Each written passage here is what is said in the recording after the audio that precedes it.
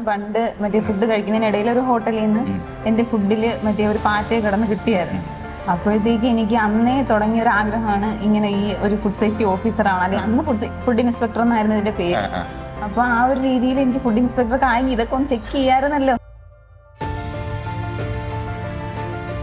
സാധാരണയിലെ ഏറ്റവും വലിയൊരു plus point തോന്നിയ വീക്ക്ലി എക്സാംസ് അതുപോലെ തന്നെ റിവിഷൻ എക്സാംസ് അത് ഭയങ്കര ഹെൽപ്ഫുള്ളായിരുന്നു. പിന്നെ ഞാൻ കറക്റ്റ് ഓരോ ദിവസത്തെയും ക്ലാസ് അന്നു തന്നെ കണ്ട് അന്ന് തന്നെ എക്സാം എഴുതി പോകാൻ ട്രൈ ചെയ്യുന്നുണ്ടായിരുന്നു. പിന്നെ അതിൻ്റെ കൂടെ തന്നെ ഞാൻ റിവിഷൻ കണ്ടിന്യൂസ് ആയിട്ട് ചെയ്യുന്നുണ്ടായിരുന്നു ആദ്യം തൊട്ട് അവസാനം വരെ. പിന്നെ മെയിനായിട്ട് എക്സാംസും ക്ലാസ് തന്നെയാണ് കറക്റ്റ് അപ് ടു ഡേറ്റ് ആയിരുന്നു. നിങ്ങൾ പഠിക്കാനാണ് വരുന്നതെങ്കിൽ, അതായത് പഠിച്ച് റാങ്ക് ലിസ്റ്റ് കയറി ജോലി മേടിക്കാനാണ് വരുന്നെങ്കിൽ ഒന്നും പേടിക്കേണ്ട. സാധാരണയിൽ വരെ കറക്റ്റ് പ്രോപ്പർ അവർ തരുന്ന ക്ലാസ് ഫോളോ ചെയ്യുക, കറക്റ്റ് എക്സാം എഴുതുക, അത് മാത്രം മതി. അതായത് പഠിക്കുക, സാറ് പറയുന്ന പോലെ ഞാൻ എടുത്തു പറയാൻ, പഠിക്കാനുള്ളവർ വരിക, റാങ്ക് മേടിക്കുക, ജോലി മേടിച്ച് പോവുക.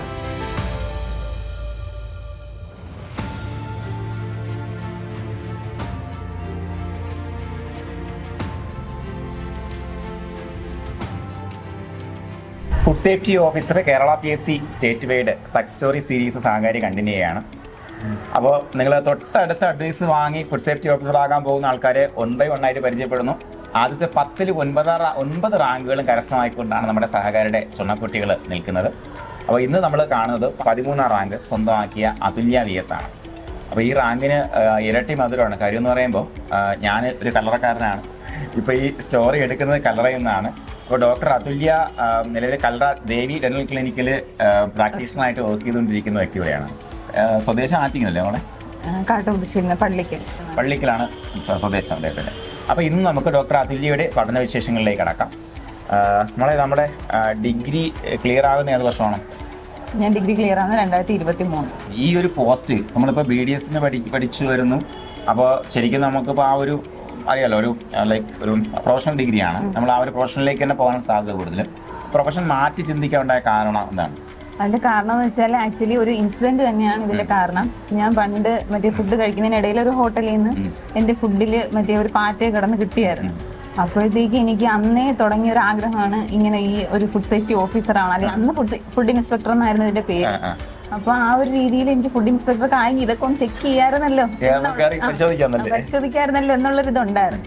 അപ്പോഴത്തേക്ക് യാദൃച്ഛികമായിട്ടാണ് ഞാൻ യൂട്യൂബ് സ്ക്രോൾ ചെയ്യുന്നതിന്റെ ഇടയിൽ സാറിന്റെ വീഡിയോ കാണുന്നത്. ഫുഡ് സേഫ്റ്റി ഓഫീസർ എന്ന് പറഞ്ഞ നോട്ടിഫിക്കേഷൻ വിളിച്ചിട്ടുണ്ടെന്നൊക്കെ പറഞ്ഞ് കാണുന്നത്. സത്യം പറഞ്ഞാൽ ഞാൻ ആ ഒരു എക്സാം എനിക്ക് അപ്ലൈ ചെയ്യാൻ പറ്റണേ ഈശ്വര എന്നുള്ള രീതിയിലാണ് ഞാൻ ആ വീഡിയോ കാണുന്നത്. അപ്പോഴത്തേക്ക് ആ വീഡിയോ കണ്ടിട്ട് ഉടനെ ഞാൻ അതിന്റെ ക്വാളിഫിക്കേഷനൊക്കെ പരിശോധിച്ച് നോക്കിയപ്പോഴത്തേക്ക് എനിക്ക് പറ്റുന്നതാണ്. അപ്പോഴത്തേക്ക് പിന്നെ സാറിന്റെ വീഡിയോ കണ്ടപ്പോഴത്തേക്ക് എനിക്ക് ട്രൈ ചെയ്ത് നോക്കാം എന്നുള്ള രീതിയിലാണ് ഞാൻ അഡ്മിഷൻ എടുത്തത്. യൂട്യൂബിൽ വീഡിയോ ക്ലാസിന്റെ, അതായത് മോഡൽ ക്ലാസ്സുകളുടെ ഇത് വരുന്നുണ്ടായിരുന്നു. അപ്പോഴത്തേക്ക് ആ ക്ലാസ് കണ്ടപ്പോഴത്തേക്ക് എനിക്ക് ഒരുപാട് ഇഷ്ടപ്പെട്ട്. അപ്പോഴത്തേക്ക് പിന്നെ സാറ് എനിക്ക് മെയിൻ ആയിട്ട് ഹൈലൈറ്റ് ആയിട്ട് തോന്നിയത്, സാർ എപ്പോഴും പറയും പഠിക്കാൻ പറ്റാത്ത ഇങ്ങോട്ട് വരണ്ട എന്ന് പറയും. അപ്പോഴത്തേക്ക് എനിക്ക് തോന്നിയത് നല്ല രീതിയിൽ പോകുന്ന ഒരു ഇതാണ് എന്നുള്ള രീതിയിലാണ് ഇങ്ങോട്ട് വരുന്നത്.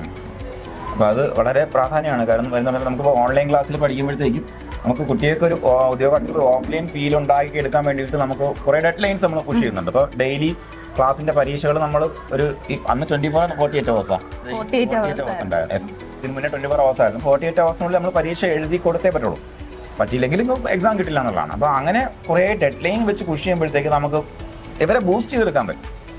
അപ്പോൾ അങ്ങനെ റിസൾട്ട് ഓറിയന്റഡ് ആയിട്ട് വരിക എന്നുള്ളതാണ് നമ്മൾ ആദ്യം തന്നെ പറയുന്നത്, അല്ലേ? അപ്പൊ അതിൽ വേണമെന്നുള്ള ആൾക്കാർ വരിക. അപ്പൊ അങ്ങനെയുള്ള ആൾക്കാർ വെച്ച് റിസൾട്ട് ആക്കുക എന്നുള്ളതാണ്. അപ്പോൾ നമ്മുടെ ബാച്ചിലേക്ക് വന്നിട്ടുള്ള എക്സ്പീരിയൻസ് എങ്ങനെ ഉണ്ടായിരുന്നടാ? ബാച്ചിലേക്ക് വന്നിട്ടുള്ള എനിക്ക് മെയിൻ ആയിട്ട് സാധാരണയിലെ ഏറ്റവും വലിയൊരു പ്ലസ് പോയിന്റ് തോന്നിയ വീക്ക്ലി എക്സാംസ് അതുപോലെ തന്നെ റിവിഷൻ എക്സാംസ് അത് ഭയങ്കര ഹെൽപ്ഫുള്ളായിരുന്നു. പിന്നെ ഞാൻ കറക്റ്റ് ഓരോ ദിവസത്തെയും ക്ലാസ് അന്നു തന്നെ കണ്ട് അന്ന് തന്നെ എക്സാം എഴുതി പോകാൻ ട്രൈ ചെയ്യുന്നുണ്ടായിരുന്നു. പിന്നെ അതിൻ്റെ കൂടെ തന്നെ ഞാൻ റിവിഷൻ കണ്ടിന്യൂസ് ആയിട്ട് ചെയ്യുന്നുണ്ടായിരുന്നു ആദ്യം തൊട്ട് അവസാനം വരെ. പിന്നെ മെയിനായിട്ട് എക്സാംസും ക്ലാസ് തന്നെയാണ് കറക്റ്റ് അപ് ടു ഡേറ്റ് ആയിരുന്നു. പിന്നെ എന്ന് മാത്രമല്ല മിഥുന്റെ പേര് എടുത്തു പറയണം. മിഥുൻ പക്കയായിട്ട് ആദ്യം തൊട്ട് അവസാനം വരെ ഇതിന് വേണ്ടി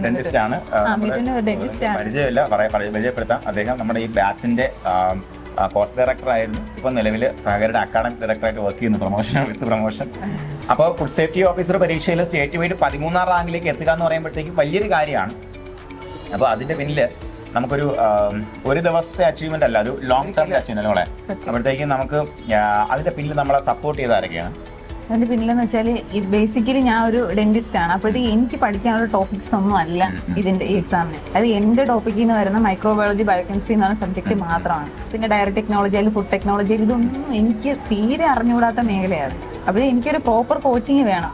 അപ്പോഴേ ഒരു പ്രോപ്പർ കോച്ചിങ് ഒരു മെന്റർഷിപ്പ് വേണം. അത് ഒരു സൈഡ്, അതുണ്ടെങ്കിൽ മാത്രമേ എനിക്ക് ഇവിടം വരെ എത്താൻ പറ്റുള്ളൂ. അത് സത്യമായിട്ടുള്ള കാര്യമാണ്.